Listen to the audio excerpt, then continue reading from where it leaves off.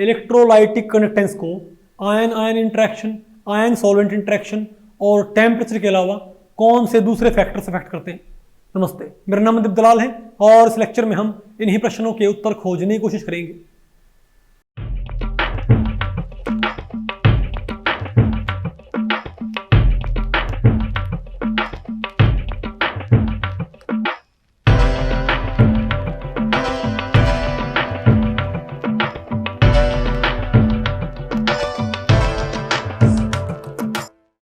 Okay, तो भाई आज हमें क्या पढ़ना है बताओ?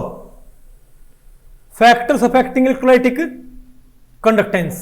ठीक है, तो भाई बताओ भाई इसमें बताओ हमने पहले क्या पढ़ना है? Ion ion interaction. देखो अब हमने बात करनी है कि इलेक्ट्रोलाइटिक कंडक्शन को भाई कौन कौन से फैक्टर्स अफेक्ट करते हैं। ठीक है, उनमें एक बताओ क्या होता है? Ion ion interaction. देखो आप इसको हम इनको डिटेल तो पढ़ेंगे आगे, ठीक है बात, लेकिन होता ये है जितना ज्यादा क्या होगा जब आप कोई इलेक्ट्रोलाइट, आप बेटा कोई इलेक्ट्रोलाइट पानी में डिजोल्व करते हो, ठीक है, तो उसने बहुत सारी क्या बना दी मान लिया? सोडियम आयन, और बहुत सारी उसने क्या बना दी मान लिया? Chloride ion. ठीक है, तो सोडियम आयन को कौन घेर लेता है? अरे Cl नेगेटिव आयन, और Cl नेगेटिव आयन कौन घेर लेता है? Sodium ion. इससे पता क्या होता है कि इनसे इनकी जो मूवमेंट होती है ना वो स्लो होती है। क्या? अगर मान लिया यहाँ पर बहुत सारी सोडियम आयन, बहुत सारी क्या है? क्लोराइड आयन, तो सोडियम आयन को क्या क्लोराइड आयन सराउंड नहीं कर लेंगे क्या? और क्लोराइड आयन को क्या कर लेंगी? सोडियम आयन सराउंड कर लेंगी। ठीक है, तो एक अजीब बात नहीं होगी कि सोडियम आयन जब इस साइड चलना चाहेगी तो क्लोराइड आयन उसको पीछे की तरफ नहीं खींचना चाहेंगे भाई? अरे बोलो, क्योंकि मान लिया एक सोडियम आयन के अराउंड, आप इमेजिन करो एक सोडियम आयन के अराउंड भाई बहुत सारी क्लोराइड आयन चिपकी हुई है, बादल सा बना हुआ है। अब सोडियम आयन चल पड़ी मान लिया नेगेटिव प्लेट की तरफ, तो क्लाउड में से ये थोड़ा आगे नहीं जाएगी, तो इसके पीछे क्या बच जाएंगी? ज्यादा क्लोराइड आयन, और आगे क्या बचेंगे इसके? कम क्लोराइड आयन। तो इसको ये भाई पीछे की तरफ नहीं खींचेंगे क्या? क्या इसके ऊपर एक बैकवर्ड पुल नहीं आएगा? इसकी स्पीड क्या हो जाएगी? स्लो हो जाएगी। स्पीड स्लो हो जाएगी तो कंडक्टेंस भी क्या हो जाएगी? कम हो जाएगी। तो जितना ज्यादा क्या होता है आयन आयन इंटरेक्शन, उतनी कंडक्टेंस तो क्या होते हैं? कम होते। इसको बोलते हैं सोल्यूट सोल्यूट इंटरेक्शन बोलते हैं इसको। नहीं आपको एक क्या होता है बेटा? इसको बोलते हैं आयन आयन। ये क्या होता है? Ion solvent interaction. ये भी क्या होता है? जितना ज्यादा आयन का सॉल्वेंट से इंटरेक्शन बढ़ेगा। देखो क्योंकि करंट कंडक्टेंस क्या होती है? जितना ज्यादा करंट फ्लो करे उतनी ज्यादा क्या है? कंडक्टिंग, उतनी ज्यादा क्या है भाई? कंडक्टेंस। तो भाई करंट होता क्या है? Flow of charge per unit time, है ना? तो या तो बताओ क्या हो जाए? चार्ज पर यूनिट टाइम कम फ्लो करे अगर उसकी स्पीड, अगर एक या तो नंबर ऑफ चार्ज कैरियर कम हो जाए,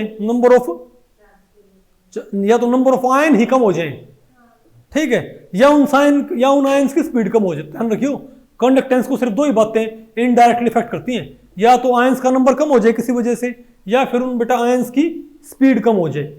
तो एक होता है आयन सॉल्वेंट इंटरेक्शन, इनको हम डिटेल्ड पढ़ेंगे आगे, लेकिन आयन सॉल्वेंट इंटरेक्शन यहां पर पढ़ रहे हैं basic idea. Ion solvent interaction यहां बताओ क्या होता है? यहां पर अगर मान लिया कोई आयन हो ना, ज्यादा क्या हो जाएगी? हाइड्रेटेड। ठीक है, यूजुअली बिगर आयन क्या होती हैं? फास्टर मूव करती हैं, और बिगर आयन क्या होती है? स्लोअर मूव करती हैं, और स्मॉलर आयन फास्टर मूव करती हैं। तो अगर हमारे पास वन पॉजिटिव क्या है? वन पॉजिटिव क्या है? सोडियम आयन, और वन पॉजिटिव क्या है? Lithium ion.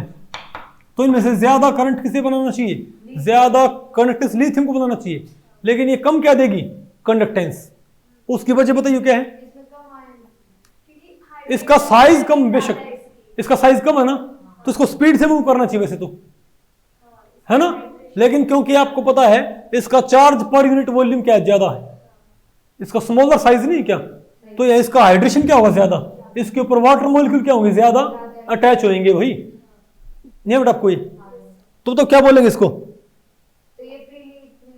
तो इसकी स्पीड कम हो जाएगी ना, तो इसका हाइड्रेशन कम होगा, इसका हाइड्रेशन क्या होगा? ज्यादा होगा।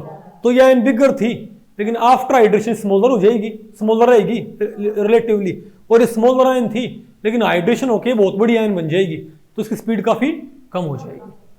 आगे आपको तो इससे भी क्या होगा? कंडक्टेंस कम हो जाएगी। हाँ बेटा बोलो। हाँ, जितनी बड़ी कैटायन होगी ना उतना उनका कम हाइड्रेशन होगा। हाँ, उतनी स्पीड उनकी बढ़ जाएगी। ठीक है बात। लेकिन अगर मान लिया मेल्ट स्टेट में हो तो, अगर मोल्टन स्टेट में है तब बताओ, एक तो LiCl और एक कौन हो NaCl, तब बताओ ज्यादा स्पीड किसकी आएगी हमारे पास? हाँ LiCl और NaCl, तब तो आपको मैं आपको बताऊं भाई, तब Na की स्पीड कम होगी और Li की स्पीड क्या होगी, ज्यादा होगी।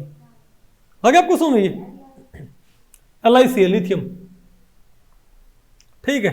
और बताओ क्या होता है, तुम क्या बोलेंगे, चाहे आयन आयन इंटरेक्शन बढ़े, चाहे आयन सॉल्वेंट इंटरेक्शन बढ़े, दोनों ही केसेस में क्या हो, स्पीड कम होगी तो बेटा कंडक्टेंस कम हो जाएगी। ठीक है, इसको हम प्रॉपर पढ़ेंगे आगे।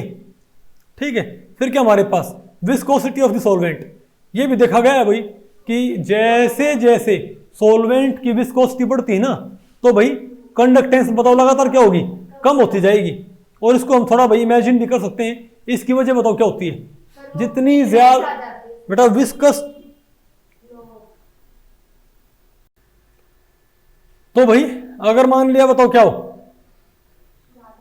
अगर ज्यादा विस्कस होगा तो आयंस की मूवमेंट बेटा क्या होगी, स्लो होगी, इजंट इट।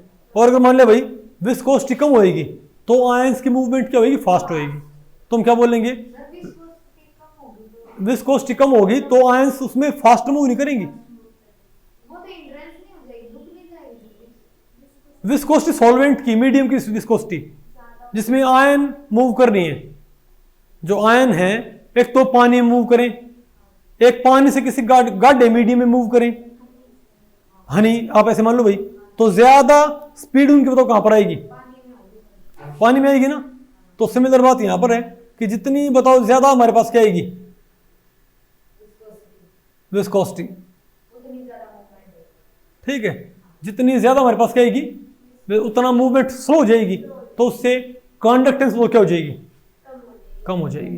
विस्कोसिटी बढ़ती है सॉल्वेंट की तो कंडक्टेंस बढ़ती है, सो घटती है, और विस्कोसिटी घटती है तो कंडक्टेंस बढ़ती है। ओके, फिर तो क्या होता है बेटा, नेचर ऑफ द इलेक्ट्रोलाइट, एक यही पाया गया है भाई, एक ही देखने को मिला है, कई इलेक्ट्रोलाइट क्या करते हैं, वो ज्यादा क्या देते हैं कंडक्टेंस, एक खास कंसंट्रेशन पे, क्या नॉर्मल कंसंट्रेशंस पे कई इलेक्ट्रोलाइट क्या करते हैं, ज्यादा कंडक्टेंस देते हैं, कोई कहते हैं कम प्रोवाइड करते हैं। समझो, उसको हम आगे बताएंगे ऐसा क्यों होता है। तो इनको बोलते हैं जो ज्यादा, उनको बोलते हैं स्ट्रॉन्ग इलेक्ट्रोलाइट्स, क्या बोलते हैं।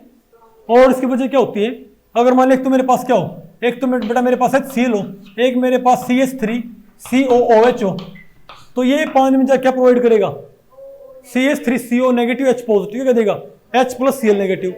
लेकिन ये मैं आपको बताऊं, ये स्ट्रॉन्ग एसिड है, ये ज्यादा टूटेगा तो ये ज्यादा आयन प्रोड्यूस करेगा ना, ये ऑलमोस्ट टूट जाएगा 100%, और ये क्या हो तकरीबन 1%, क्या बेटा, ये तो मान लिया 100 अपने 1 मोल लिया तो 0.01 मोल टूटे हैं, लेकिन ये 1 मोल लिया तो 1 मोल क्या टूट गया पूरा पूरा, तो 1 मोल H पॉजिटिव 1 मोल Cl नेगेटिव। तो यहाँ पर चार्ज कैरियर्स क्या होंगे, ज्यादा होंगे। अगर चार्ज कैरियर्स बेटा ज्यादा होंगे तो यहाँ पर कंडक्टेंस भी बताओ क्या आएगी, ज्यादा आएगी। बताओ आपको पहले पढ़ी, इन्हें क्या बोलते हैं, तो भाई जो नॉर्मल कंसंट्रेशन पे ज्यादा क्या दें कंडक्टेंस, उन्हें क्या बोलते हैं, स्ट्रॉन्ग इलेक्ट्रोलाइट। जो नॉर्मल कंसंट्रेशन पे कम दे कंडक्टेंस क्या बोलते हैं, वीक इलेक्ट्रोलाइट्स। उसकी वजह क्या होती है कि ये ज्यादा टूटते हैं, ये कम टूटते हैं, ज्यादा चार्ज कैरियर कम चार्ज कैरियर। इसको एक्सप्लेन करेगी आगे जाके एरीहेनिस थ्योरी ऑफ इलेक्ट्रोलाइटिक डिसोसिएशन। बेटा HCl में कोवलेंट बॉन्ड होता है जिसमें आयनिक कैरेक्टर होता है, समझ गए बात। ओके, अब बताओ क्या हमारे पास फिर क्या है, पोलैरिटी ऑफ दी सॉल्वेंट। ये भी देखा गया भाई, सॉल्वेंट की पोलैरिटी बढ़ती है तो भी क्या होता है, कंडक्टेंस बढ़ती है। दूसरा डाइल्यूशन, इनको आगे पढ़ेंगे, क्यों होता है। ये पाया गया है चाहे इलेक्ट्रोलाइट स्ट्रॉन्ग हो चाहे क्या हो वीक, एक्सपेरिमेंटली ये पाया गया बेटा, ये एक्सपेरिमेंटली पाया गया है।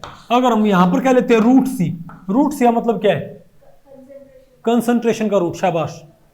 तो अगर हमारे पास क्या है वीक इलेक्ट्रोलाइट्स, तो उनकी कंडक्टेंस ऐसे बढ़ती है और स्ट्रॉन्ग की ऐसे बढ़ती है, मतलब दोनों की है। मतलब बताओ डाइल्यूशन बढ़ना मतलब क्या होता है, पानी मिलाने का मतलब क्या बढ़ाना, कंसंट्रेशन डिक्रीज करना भाई। डाइल्यूशन बढ़ा मतलब क्या है, कंसंट्रेशन को डिक्रीज करना। तो कंसंट्रेशन बेटा कम हो रही है ना, इजंट इट। तो कंडक्टेंस दोनों की बढ़ती है, स्ट्रॉन्ग की भी, सॉरी वीक की भी और स्ट्रॉन्ग की भी। ऐसा क्यों होता है आपको इसका आगे पढ़ेंगे। इसको तो एक्सप्लेन करेगा ओस्टवाल्ड डाइल्यूशन लॉ और इसको एक्सप्लेन करेगी डेबाय-एक्कल-ओनसेगर थ्योरी। क्या इन दोनों को अलग समझे बात। ऐसा होता है कि आगे आगे पढ़ेंगे ऐसा, ठीक है बात। और बताओ क्या पाया गया है, बताओ बताओ फिर क्या बेटा, टेम्परेचर।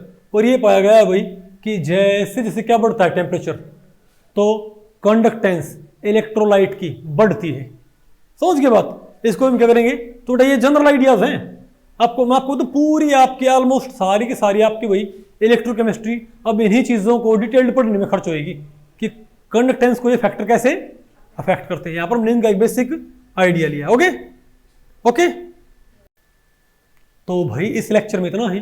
अगर इस लेक्चर के बारे में आपके कुछ प्रश्न या सुझाव हैं तो आप मुझे नीचे कमेंट सेक्शन में पूछ सकते हैं, मैं उनके उत्तर देने की पूरी कोशिश करूंगा। तो भी ठीक है, मिलते हैं अगले लेक्चर में, तब तक के लिए नमस्ते।